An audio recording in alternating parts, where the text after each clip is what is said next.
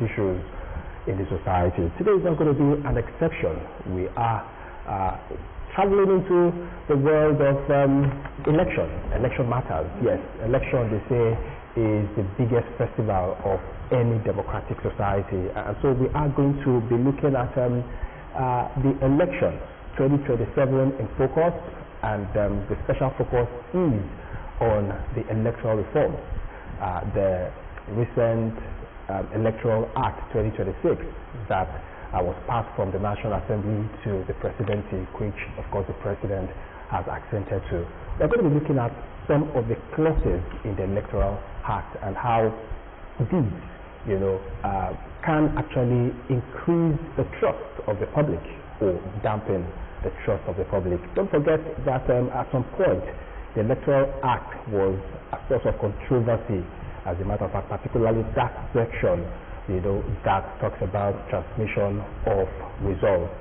But some persons have actually said that yes, the whole noise was just about that, but there are other sections of the Electoral Act that we should also be talking about that are very, very controversial. But many really did not look that direction. Well, all of these are actually because the president has accepted to it, is already an act. So as far as the 2027 elections are concerned, that is going to be what will be governing, that will be the rules that the electoral body will be working with. So we are going to be looking at public trust versus electoral reforms reality in the next couple of minutes. I've been joined in the studio by two guests who definitely are going to be doing justice to the topic. So my immediate right is Abayomi Babalola, is a current affairs analyst. Thank you so much for your time. Good afternoon, and good afternoon to everybody listening to us out there. It's nice being here today. Yes, it's nice having you as well. And to complete the team is Dari Folari. He's a journalist, veteran journalist. Good afternoon. Thanks for having me. It's a case of the hunter being hunted. Yeah, a great interviewer now being interviewed by this small boy. I feel honored. Thank you. Now, let's begin by looking at the Electoral Act and the controversy that actually trailed the passage from the National Assembly to the presidency. What do you make of this controversy, that noise really that followed, after it was actually transmitted to the presidency? Well, I must tell you, Dominic, that I am not disturbed in any way, and I am not surprised that the outcome of the Reforms Act, you have people complaining, you have people talking about it. It is normal. That is democracy for you. You don't expect, there is no law you will make that will satisfy everybody. That is the first thing. The second thing is that opposition will always be opposition. A very good opposition will always pick loopholes in whatsoever the ruling party does. Despite the fact that the opposition today have their own members, they have their own representatives in the National Assembly that prepared this reform we are talking about. Did you hear any of them come out to say that, at the plenary session, this is what we advocated for, this is what the majority took? Yeah, there are some people who came out, but because there are very few. Nobody is giving that attention now. What we have now is what we normally say in democracy, that minority will have their say and the majority will have their way. That is what has played out. The majority has had their way, and after the majority have had their ways and the president has assented to it now, you expect everybody to react to it. Even people who were not interested at the point of debate, they are now showing interest, and that is when you ask some of them, when this bill was at the bill section, that you are supposed to be part of it, that you are supposed to participate, where were you? And a whole lot of us did not show interest back then. But now that it is late, that we have been given a result that every one of us, either you like it or not, will have to abide with, now we are complaining.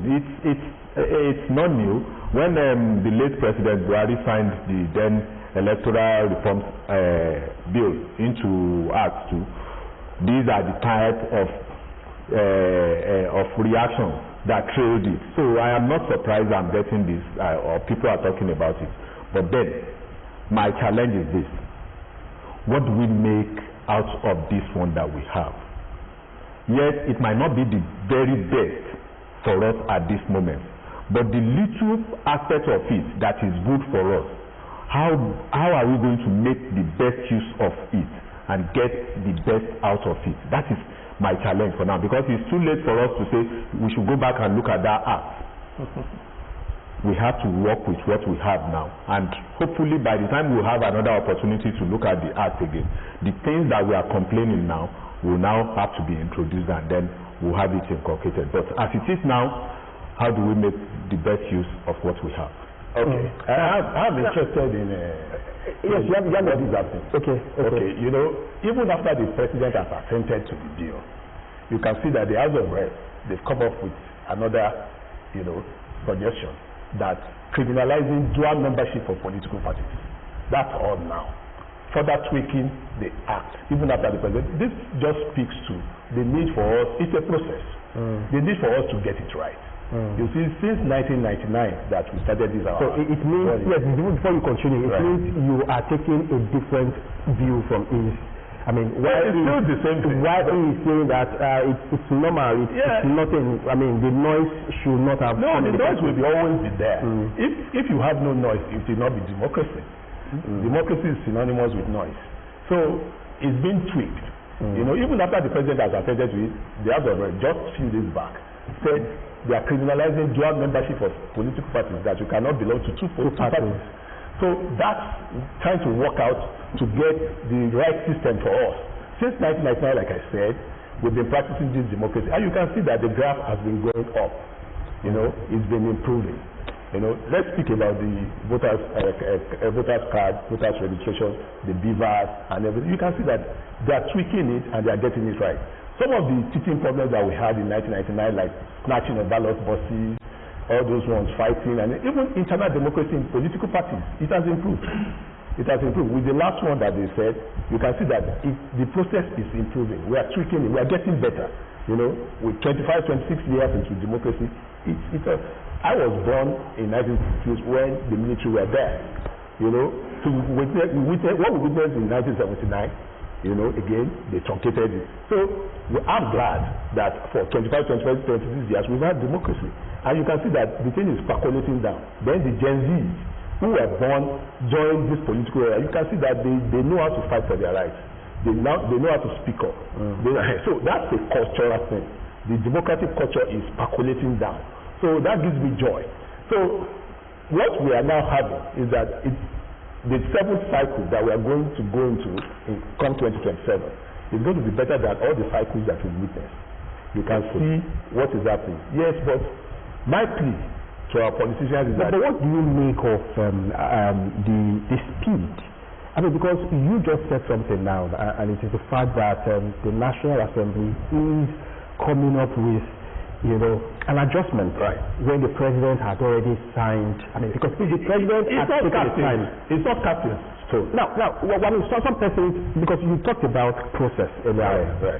Now, the National Assembly forwarded the bill to the president. According to procedure, the president is supposed to take this bill, send some to the Attorney General of the Federation, and then some of his special advisors, to take a critical look at it. And then make one or two observations. But less than 24 hours after this bill was sent to the president, it was assented to. Yes, he did that, and that's commendable. Now, you recall that Buhari. Should we be commending that? Oh yes, we should commend him. When he has not. I mean, we are talking about the document of that's a pages. That's a hands-on president for you. That means he's been following the process. He's been following the process from afar. Was he not supposed to take the material and tell something about a Democrat? If you are a Democrat, you'll be interested in all the processes. No true politicians they are still discussing. No, you will be involved. You know the APC has by majority. By being involved, are you saying and influencing what we have in the book there? Naturally. Oh, really? Is that the president and is the politician? Should I be interested? Should that be the standard? Why is he? He's a politician. He should be interested in the process. And don't forget, there are two different things. Being interested in the process is different from being involved in the process. I can show interest in the process and not be involved. Okay, let me tell you. Let's give it to APC. They have the majority in the House, in the National Assembly. And of what use is the majority if you can use it to influence decisions? That's what politics is all about. Enlightenment. Before we leave that, when President Obasanjo was in office, he had this woman, Florence Itagiwa, at the time as the National Assembly liaison officer. What was her duty? Sit at the National Assembly while discussions were on, and she will come back to the presidency and give Mr. President the details of what has been. Daily report. And mind you, when President Tinubu was signing this Electoral Reforms Act, he said it in his speech that he has been following the activities, he has been following this process, and he was happy that the leadership of the National Assembly was able to manage it. So it means that while seated in his office in Aso Rock, he was monitoring what was happening. And then from afar. That's quite different from getting hold of the material of the book that was sent to him before doing it. And also allowing his aid to make a what is the essence of having your party people in the National Assembly? Let me tell you, Dominic, one of the things that you should know is that it is not to write laws for them. No, not to write laws. Just influence. These people did not get to the National Assembly and the idea just came to their brain. They must have discussed it somewhere else. At the party level, the party caucus, and they must have told themselves that when you get to the assembly, this is the position you should pursue. Are you basically saying that the Electoral Act that we have now is imposed on Nigerians? It's not imposed. It's something that your representative, my representative, it is assumed that all pressure groups have had input into that. It's something that all of us should be interested. That's why we are saying this apathy. Even students, everybody should be interested in the process. That was the essence of their open forum. When they come public forum, when they come out, you should be interested. You should be interested in the process. Don't just sit down and say they've given us the law. You should be part of the. There is a part of the process that gives members of the public the opportunity to come and make presentation. Yeah. So if you and I did not make use of that window, we shouldn't blame the process. The process is there for us to make our own contribution. And these people at the party level, they must have told themselves that this is what our party wants. So they now get to the National Assembly, go and lobby with their colleagues who are in other political parties. Oh, why can't you give us this concession?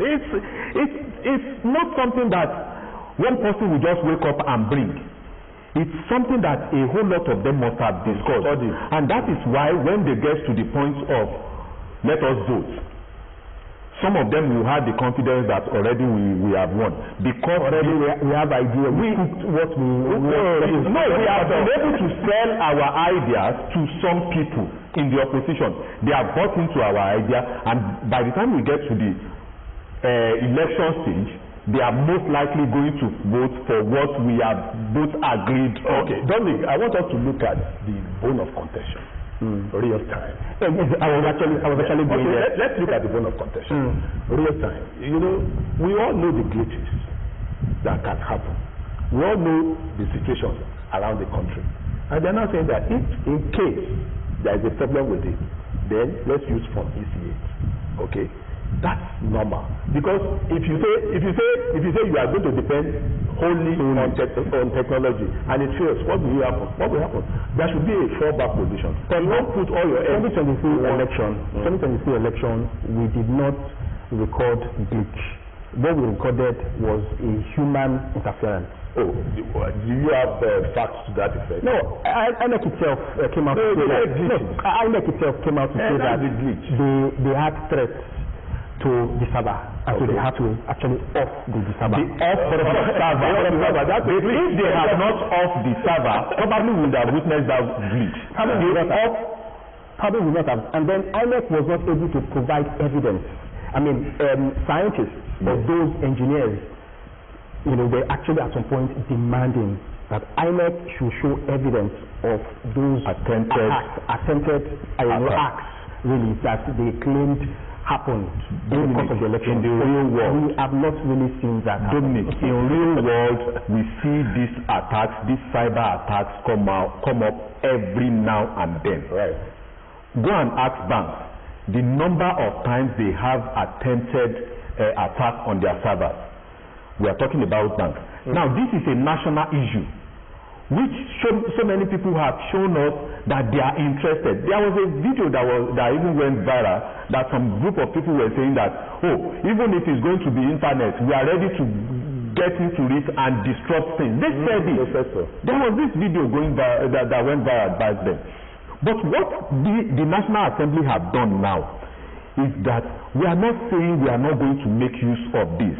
But in case there is a problem, okay, so this is option B. Who now determines whether there is network or no network? You see, the issue of network is not even germane, because once you capture the results, anytime you move into an area where there is, it will automatically upload. So the issue is not really that. What we are saying is, let's just look at the system. You see, what are we says something that people complain about democracy, when we should always be happy. Those of us who lived under the military knew what they did.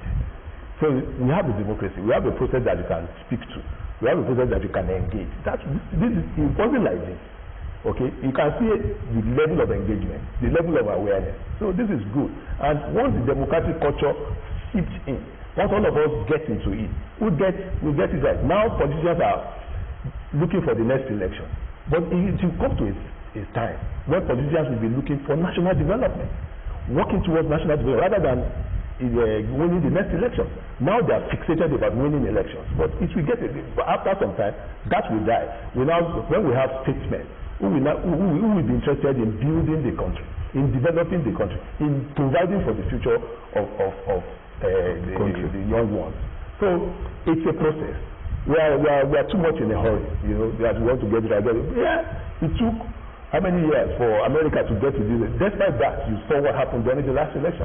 You saw what Trump is doing. You saw, even for him to go and start this, he didn't get the buy-in of the National Assembly. You saw all those problems. These are teaching problems. Human beings are very dynamic. And if you are going to get a system, you need to give the system time to mature. Okay, we are working, we are problems. You see a problem, you tweak it. See that problem, you tweak it. Then it gets better. So I'm happy that the process is on. That there have not been, disturbances. There are 26 years now. It's getting better. So let's just wait. Let's just contribute our own quota, ask media to contribute our own quota to make the system better so that we can improve trust.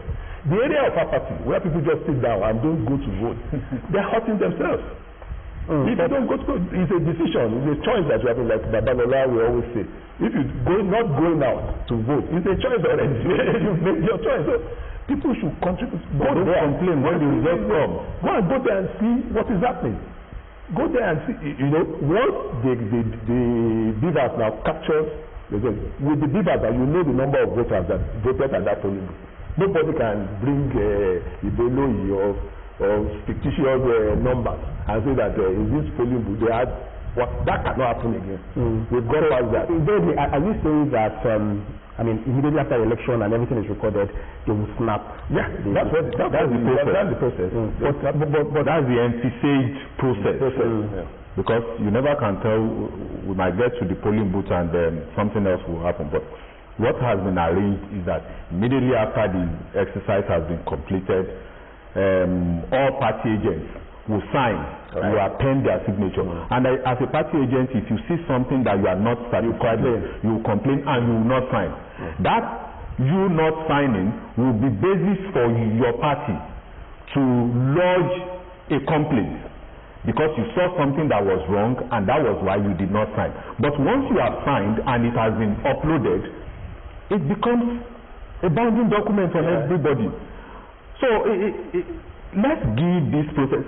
See, some years back we were talking about ballot box snatching. Who's talking about ballot box snatching?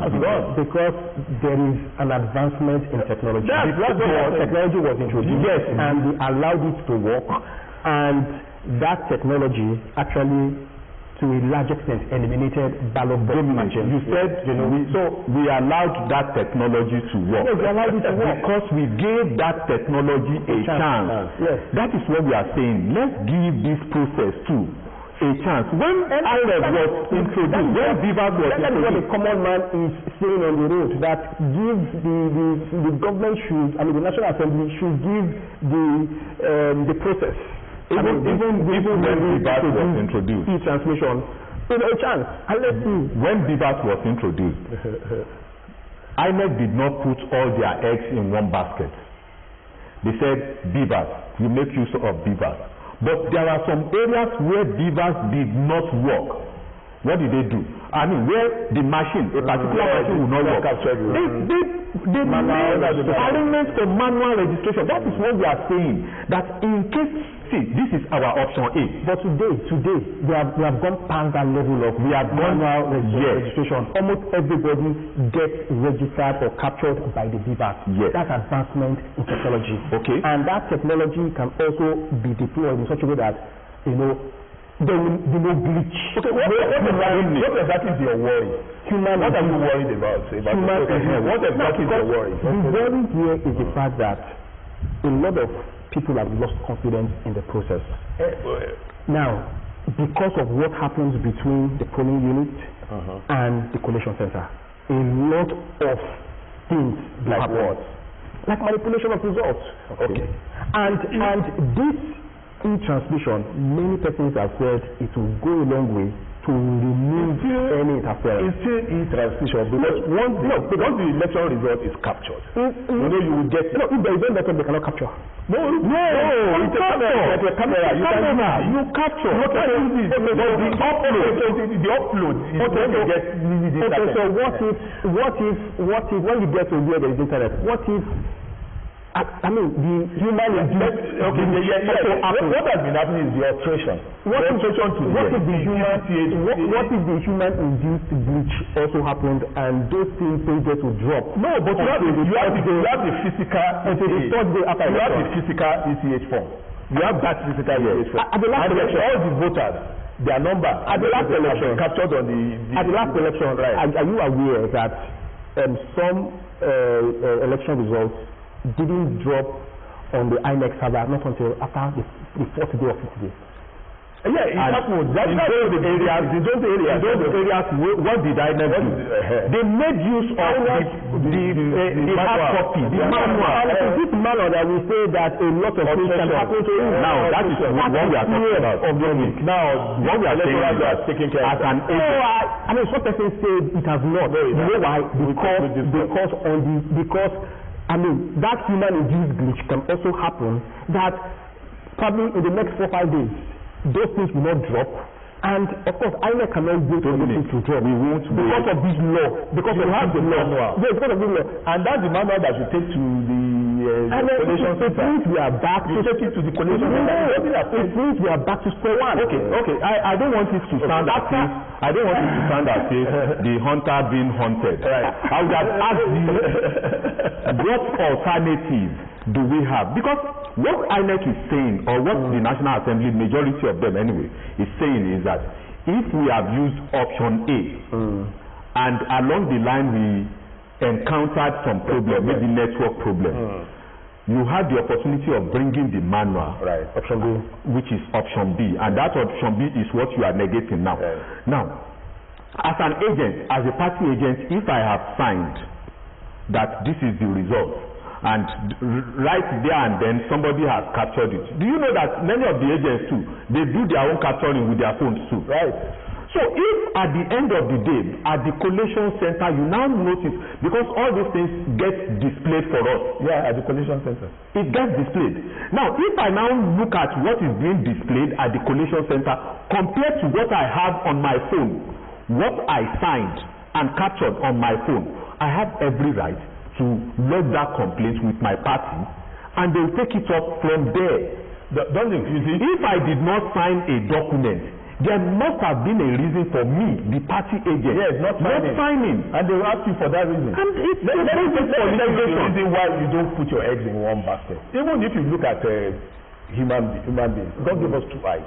Look at all those things, double. Because if one fails, one can work. So you don't put all your eggs in. We should even be commending the National Assembly for having that second option. The INEC led by Professor Taiwo Jega that introduced the electronic transmission, right, actually said it will work anywhere, as a matter of fact, because part of the questions that people asked, or part of the fears that people raised was network issues that the National Assembly is raising, and it said it will work anywhere. You know, there's a difference. And then the Nigerian Society of Engineers, right, also said, no, this is a possibility, as a matter of fact. In this time, there are a lot of facilities that can be deployed to achieving this. And then I think it was the Anambra polls, or I can't remember exactly the polls. It was a staggered election, off-cycle election. You know, that this particular thing was deployed, and it worked efficiently. Are we saying that those places where this thing work, there are no rural areas that could, some states, have peculiar issues. So if it happens to be that state, don't worry about this. This thing is what they have got is going to deliver the goods. I hope so. I hope so, really. I hope so. Now, the program is still focused live right here on OGTV, the People's Telly. We go on this quick break. When we come back, the conversation will continue.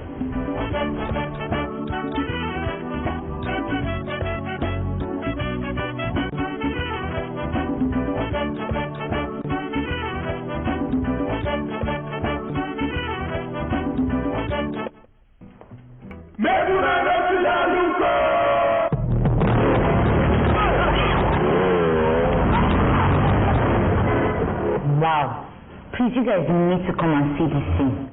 So there's this guy in my area called Lost Park.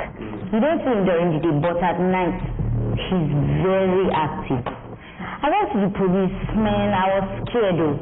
They were nice to me and all, and they promised to protect my identity.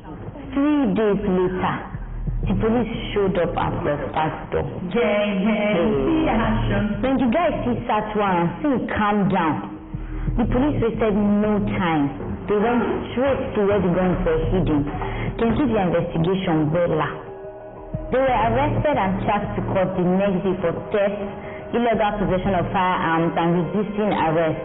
And stolen cars were recovered. Don't mean it. On Nigeria police, it still happens. With good laws, proper funding, training, and cooperation, it happens.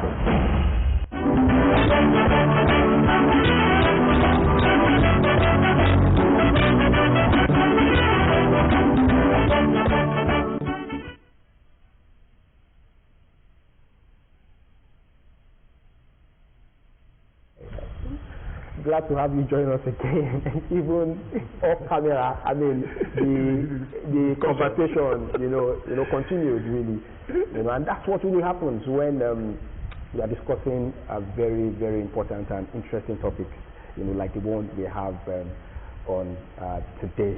Now, don't forget, you also have the opportunity to be part of the conversation when the time comes. The number will be placed on the screen, the phone lines will be open, and then we'll have you, or we expect that you call in and also make your contributions.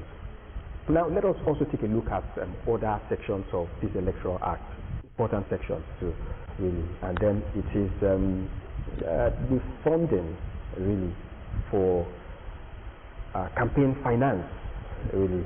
And then in this particular Electoral Act, for the presidency, okay, so it has been increased, the spending limits have actually been increased.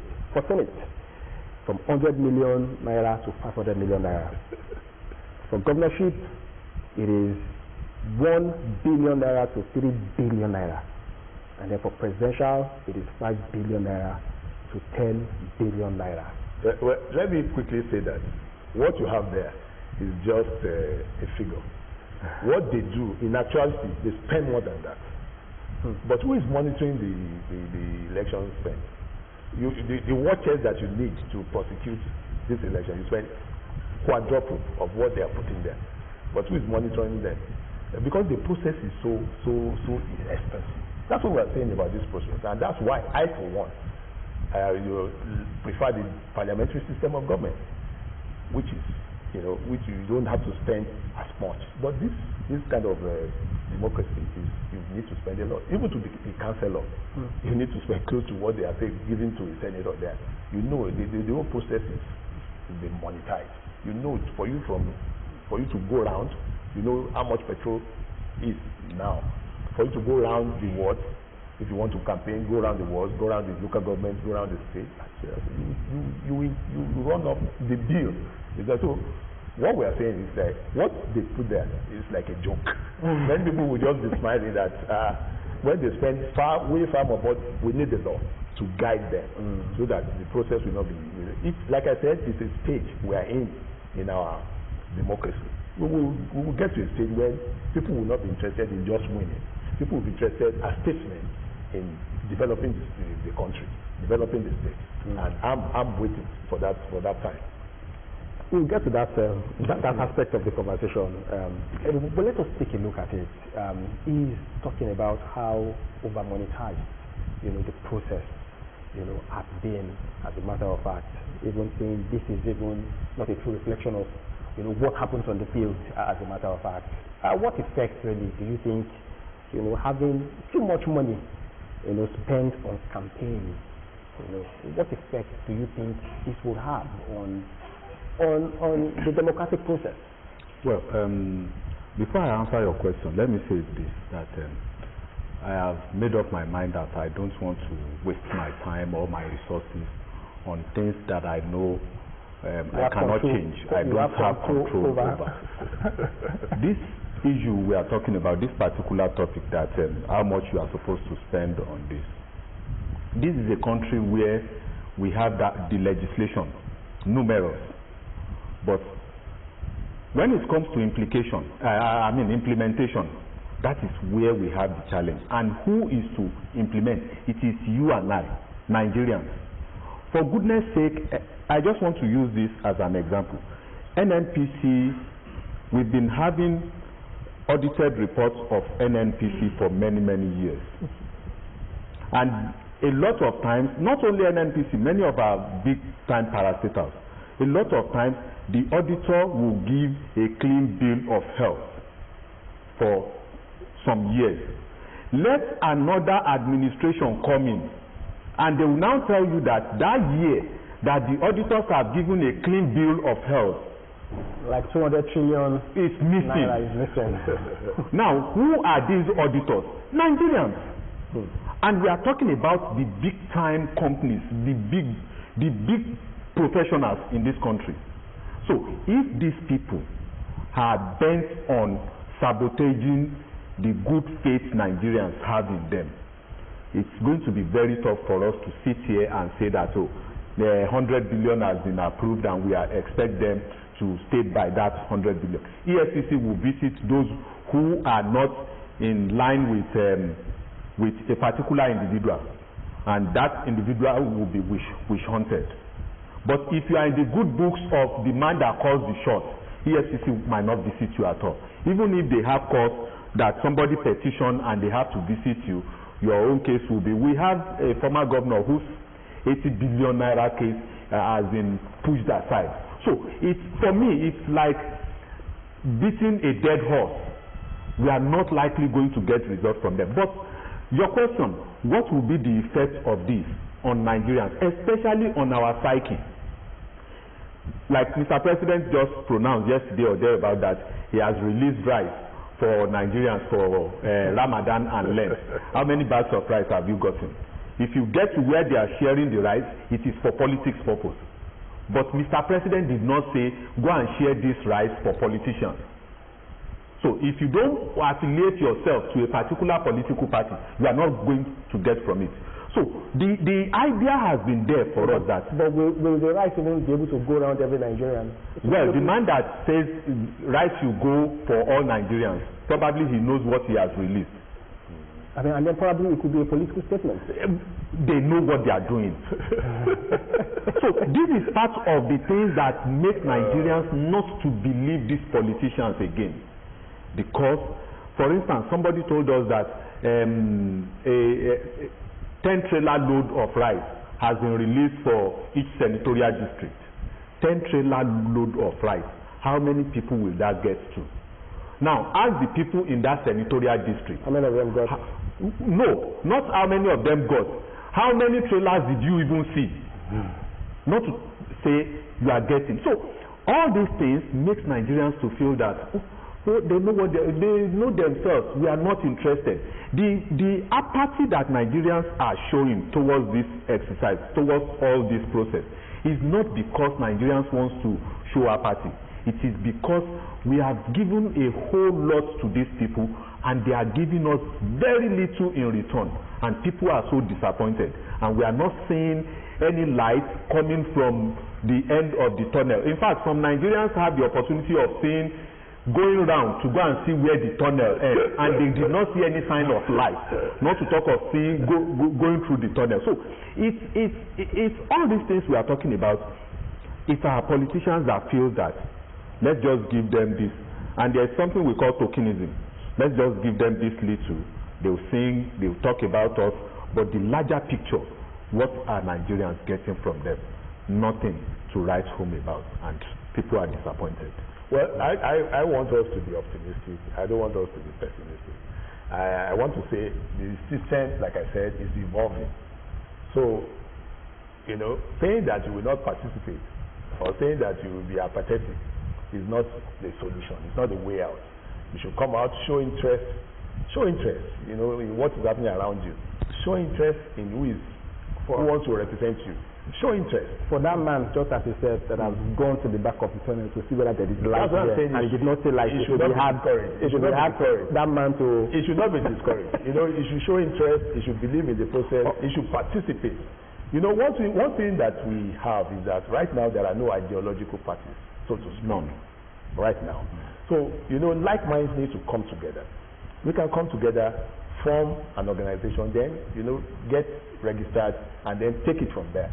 Show interest. And if you want to work within the political structures that we have now, go there and work it. Then justifies it.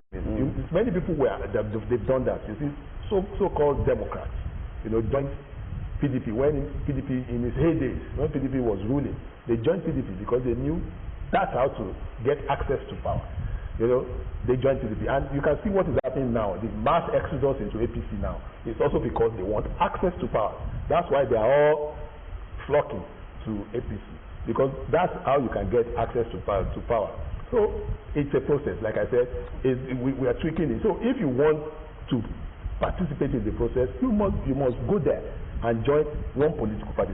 We don't have independent candidacy now in Nigeria, so it's not possible for you. So you still need to go and join the political parties that we have if you want to participate. So I want to employ us. We should not be discouraged.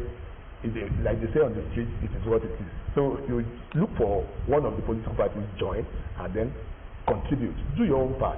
If you don't win this time, you will win next time. So it's a work in progress. I am tempted to say that you have the opportunity to be part of the conversation. The number for you to call is right there on the screen. Feel free to call us, and also let's have your thoughts. I am tempted to say that optimism has gotten a new definition in Nigeria, because yes, Mr. Dari said we have to be optimistic. Yes, we have to be optimistic. I am optimistic as well. I believe that Nigeria will be good one day, someday. But that one day, someday, how soon? He's saying soon. Soon. Can you put a timeline to that soon? 2 months, 6 months? Things are not improving. When you look at the macroeconomics and the microeconomics, some people will tell you that, oh, Nigeria is moving fast, it's moving on, our GDP has gone up, our this, but out there, the microeconomy, are people really feeling that improvement? Somebody will tell you that, oh, when was the last time you've gone to the filling station with jerry cans to go and line up, we'll fight, we'll beat ourselves at the availability. It's available now. And then you have to take your money there. What about the availability of that money for you to take there? What we were buying 10 years ago, can we still buy such the same thing with that same quantity with the money we have? Your salary that you take home, yes, it has been increased, but the value of that new pay, the value of the new pay, compare it to the value of the old pay. Can you still say yes, there has been an improvement? But like he said, we can't just sit back and continue to complain. We have to take the bull by the horn and then see how we can maneuver. But for so many people, your own Nigeria will become better the day you become close to somebody in power, and then you begin to enjoy what they are enjoying. If you don't have that opportunity, Nigeria will be better. You wait till your turn. Will remain a marriage for some people. And then one can wait till eternity. Well, someday everybody will leave this earth one day, either as a poor man or as a rich man. No, very soon. I'm optimistic. Very soon. I think we will turn the corner. Well, I join in your optimism, but then realistically, let's take a look at another aspect that most of the opposition were not making noise about. What's that? And it is the issue of certificate forgery. In this new Electoral Act, the law says that it will not be a matter that opposition will be able to take whoever candidate any political party files for the election, will not be able to take that person to court. That it should actually fall within pre-election matters. Why they are saying that? And if it is within pre-election matters, it means that it's only the party member that can challenge that certificate in court. It's a fraudulent act.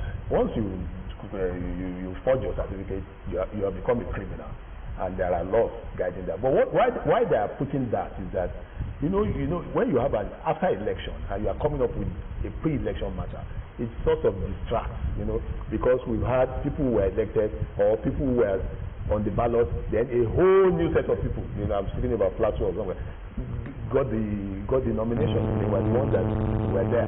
So in order to tweak, I think it's Biafra. The Biafra had issues. Yeah. Okay, I think there will be a call class. Hello, good afternoon. Good afternoon. This is Adi calling from London. Oh, Adi, thank you so much for joining us.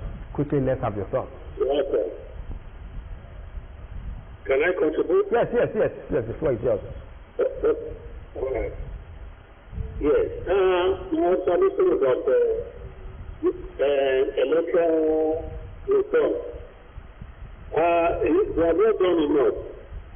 There are two things we need to do in Nigeria. That we need everything very good. Now, number one, there should be independent candidates. You see, here in UK, we are going to run for election as an independent. I'm free to do that either as a mayor or as an MP or whatever. Without any fact, I can do that. Then, secondly, there should be referendum allowed in our constitution so that Nigerian people can contribute, they can be asked questions legally, but no, we don't have it. So we're too missing.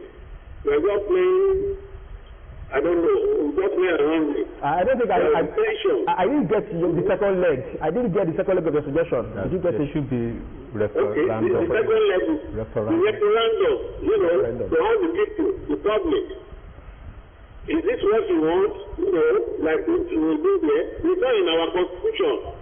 There is no referendum in Nigeria. It's not in our constitution. So Nigeria people don't have a say in any decision they want to take. So there should be that allowed. Okay. So that they can do the opinion poll and ask, and it will be done legally. Before we change, before we left the European Union, there was a referendum. And it was okay, we want it. And when the BJP said we want it, they left. So we should have it in our constitution. Then we know we are in a democracy. That's my view about it. Otherwise, thank you so much. Thank you so much, Adi, for calling. Thank you so much. Amen. We really appreciate. Thank you so much. Now you were making a point on. He said referendum. The election itself is a form of referendum. If you have people that you are satisfied with their performance, you re-elect.